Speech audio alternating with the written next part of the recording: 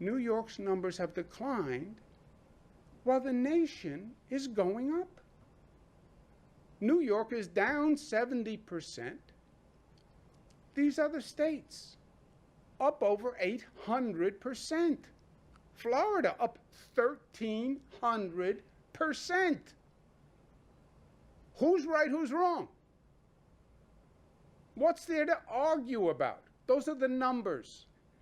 Tell me the numbers are wrong.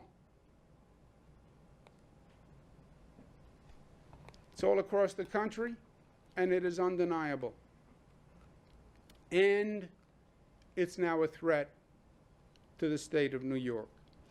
We have done a quarantine for the highest risk infection states. We know there have been instances of noncompliance. Noncompliance can lead to outbreaks. We're seeing it in Rensselaer County now, where people came up from Georgia. We're going to have the Department of Health issue an emergency health order today that will mandate that out-of-state travelers from the states that are quarantined must provide a location form before they leave the airport. The airlines will hand it out on the plane. It will also be available on the web. You can fill it out electronically, or you have to fill out the piece of paper on the airplane.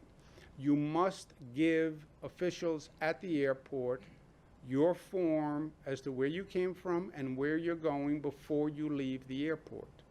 It will be enforced in every airport in the state of New York. Downstate, the Port Authority will enforce it. If you leave the airport without providing the information, you will receive a summons immediately with a $2,000 fine.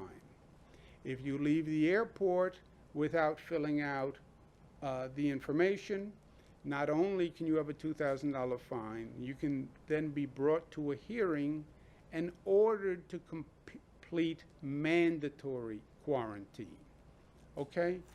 None of this is pleasant, but we've gone through this before.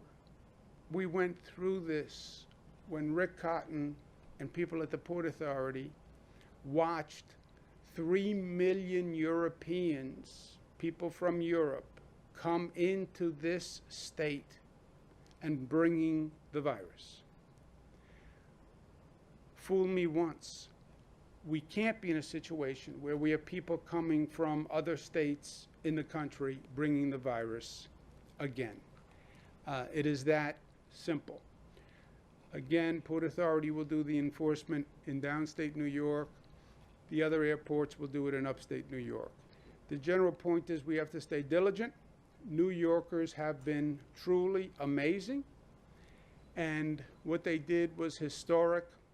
They tamed the beast because they are New York tough, which means smart, united, disciplined, and loving. Those were the facts. I now want to give you an opinion. In this case, it's a very personal opinion. Personal opinion, but very personal. There's personal, then there's like very personal, which is even more personal than just personal. We went through 11 days of hell. Everybody processed it their own way. I saw it as climbing a mountain, and you had to climb that mountain every day, and every day was hard, and every day climbing the mountain, you didn't even know how high the mountain was. And at the same time, you were designing the mountain because our behavior was going to design the mountain and design the plateau and the peak. When will the virus stop? When you stop the virus, is what the experts would say to me. It was like a cruel riddle every day.